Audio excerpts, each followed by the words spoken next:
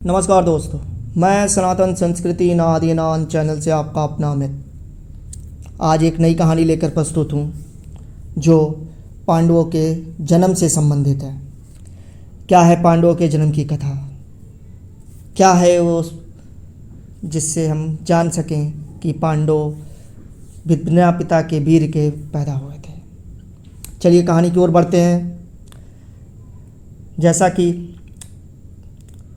पौराणिक कथाओं के अनुसार पांचों पांडवों का जन्म भी बिना पिता के वीर के ही हुआ था। एक बार राजा पांडु अपनी दोनों पत्नियों कुंती तथा माद्री के साथ आखेट के लिए वन में गए थे। वहाँ उन्हें एक मृग का मैथुन रथ जोड़ा दृष्टिगत हुआ। पांडु ने तत्काल अपने बाण से उस मृग को घायल कर दिया। मरते हुए मृग ने पांडु को शाप दिया, राजन, तुम्हारे समान क्रूर पुरुष इन संसार में कोई भी नहीं है। तुमने मुझे मैथुन के समय बाण मारा है, अतः जब कभी भी तू मैथुन रथ होगा तेरी मृत्यु हो जाएगी। इस शाप से पांडु अत्यंत दुखी हुए और अपनी रानियों से बोले, हे देवियों, अब मैं अपनी समस्त वासनाओं का त्याग कर के इस वन में ही रहूँगा। तुम लोग हस्तिनापुर लौट जाओ। उनके वचनों को सुनकर दोनों रानियों ने दुखी होकर कहा, नाथ, हम आपके बिना एक क्षण भी जीवित नहीं रह सकते। हमें भी वन में अपने साथ रखने की कृपा कीजिए। पांडु ने उनके अनुरोध को स्वीकार करके उन्हें वन में अपने साथ रहने की अनुमति दे दी। इसी दौरान राजा पांडु ने अमावस्या के दिन ऋषि मुनियों को ब्रह्मा जी के दर्शनों के लिए जाते समय देखा।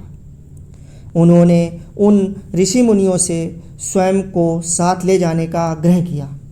उनके इस आग्रह पर ऋषि मुनियों ने कहा, राजन, कोई भी निसंतान पुरुष ब्रह्मलोक जाने का अधिकारी नहीं हो सकता, अतः हम आपको अपने साथ ले जाने में असमर्थ हैं।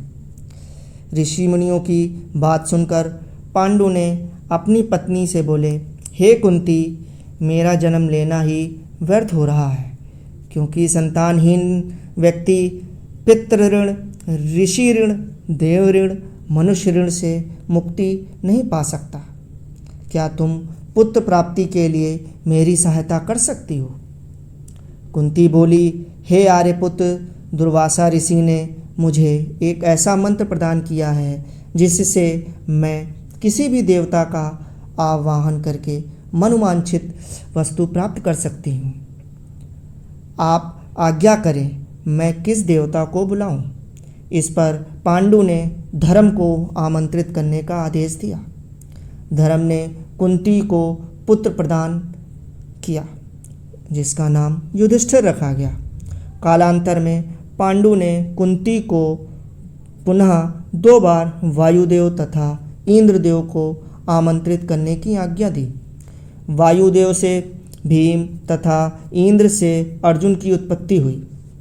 तत्पश्चात पांडु की आज्ञा से कुंती ने माद्री को उस मंत्र की दीक्षा दी।